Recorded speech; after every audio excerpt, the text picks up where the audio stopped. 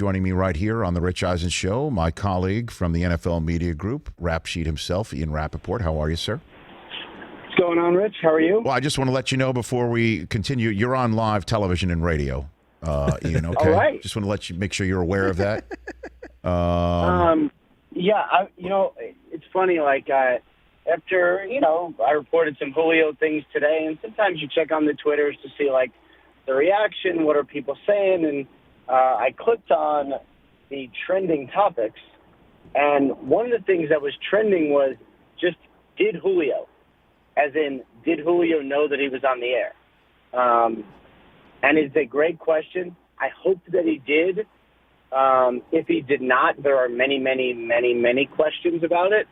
I don't think he said anything necessarily wrong. Probably didn't come off like maybe he wanted, but did Julio know he's on air is a legitimate and real question. Well, I mean, because if he did, then the trade demand that you say that's been in the works for several weeks and months that clearly he did not go out and say anything about publicly, that his stance has changed on all of that. So, I guess let's get into what you tweeted out this very morning, that the All-Pro requested a trade from the organization a few months ago, according to sources. Yeah. The team then agreed to listen to offer. That's how it began and why it continues. Do we know why Julio requested a trade months ago? Yeah, this seems to me, now, first of all, obviously this is something I've sort of, I would say, thought very strongly for a couple weeks. And I got this, inclination during the draft when all of a sudden trade talks kind of popped up out of nowhere. And I never quite could confirm it. And then, Julio going public today probably helped spur this along a little bit. But, this seems to me to be somewhat similar to the Matthew Stafford situation, right? Stafford had played with the Lions. He had given everything. He had some really, really good performances, played through injuries, been through some stuff, some highs and some lows, and obviously Julio probably more highs than Stafford. But it just seems to be, if the organization is, they're not rebuilding in Atlanta, but they're definitely starting new. And I'm just not sure that he wanted to be a part of something starting new again. It feels like he'd rather join the team that is already there and just kind of be the final piece to a championship. That is my sense of it. And, he's one of the greatest and has everything publicly and privately. Whatever's going on with Julio has been A+ across the board, and the Falcons are treating him like that.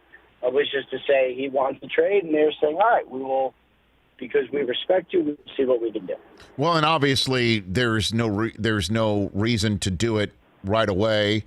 Certainly, if the cap ramifications that the Falcons clearly knew was coming, even without the cap number being announced until March, that the cap ramifications of trading him after June 1 and getting him someplace new then in time for training camp is so much better for the team. I mean, the amount of money that they would save on the cap trading him after June 1 would pay for the rookies that you were reporting at the draft. They wouldn't be able to pay even before they drafted him because of the cap charge. So where does all that stand? What do you think is going on? The phone lines with Terry Fontenot, certainly now that Julio Jones has said the words publicly, albeit who knows if he knew he was saying it publicly at the time. He was saying it publicly. But what do you think is happening right now, Ian? So basically, when rumors come out that a player could potentially be traded, teams start calling, right? And so generally we see trade rumor, and then it's teams are fielding calls, right? And I think with Julio, around the time of the draft that happened. The fact that he wasn't traded before the draft is not a great sign, because that would have been a perfect opportunity for a team that needed to fill a hole. Trade for Julio now, know you have him. The trade is processed on June 2nd for cap reasons, and then kind of move on from there. That didn't happen. So for me, if the Falcons are going to demand a lot, and I know that they are and should, and maybe a more likely situation is if someone has some sort of training camp injury and they feel like they have to trade for Julio, maybe that is eventually what gets it done. But I mean, the problem with trading, with just say, hey, we'll make the trade now, but we'll just process it on June 2nd is, anything can happen to Julio Jones, God forbid, between May and June, and somebody's already gotten the draft choices. I mean, that's a very difficult thing to pull off in the NFL. We do see it a lot in the NBA. So, what do you think? The cap charge is $15 million for whatever team that takes him on, according to Jeremy Fowler. Chargers, Colts, 49ers, Patriots are the teams that could just do it right now. They don't have to reconfigure anything on their cap. They could just make this deal and do it. And those are 4 teams that definitely fits the bill of Julio Jones wanting to be a piece to a possible championship puzzle. Do you think that's possible, Ian? I would also say, if Julio does want out, which clearly he's interested in some level in a trade, my guess is he would probably redo his deal in a way that would make it more cap-friendly for a team.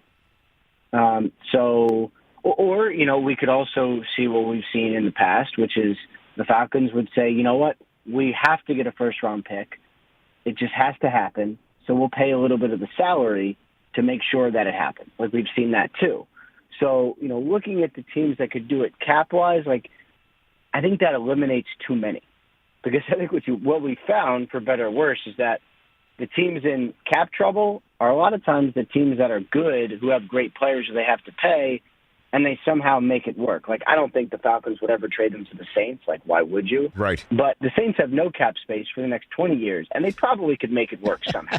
They just always are able to, So I think if a team wants him, they'll figure out how to do it more than anything. Okay, before I let you go, for you to tee it up, Ian Rapoport, my longtime colleague at the Worldwide Leader, Kenny Mayne, tonight is his last Sports Center. He has tweeted out, in the past week that Aaron Rodgers is going to pay him a visit as a farewell and as an attaboy for their friendship as Kenny's remarkable career at ESPN comes to a close at the Sports Center tonight.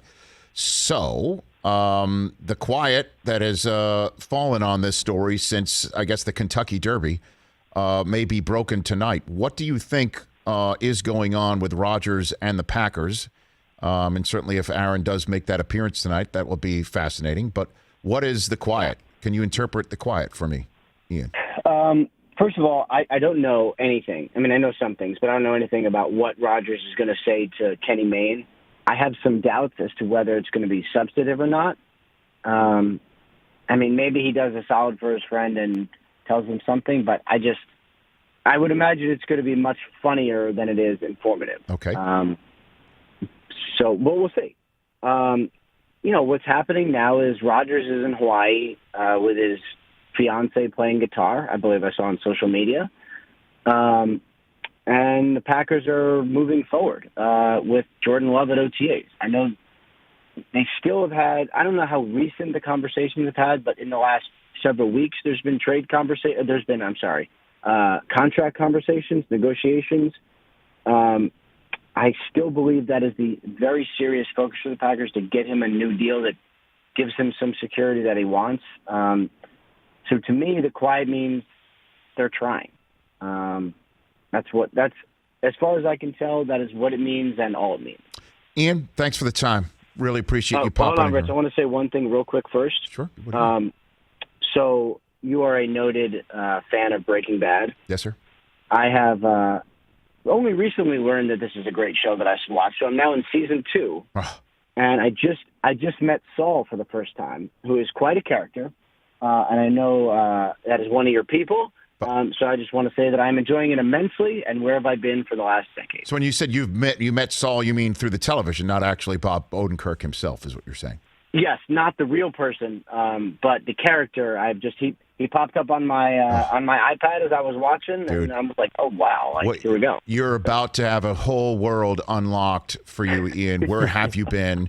And it is truly one of the best shows. And then you got Better Call Saul after that, and that the final season of that is being shot right now. You're in great shape, man. I'm kind of jealous, to be honest with you.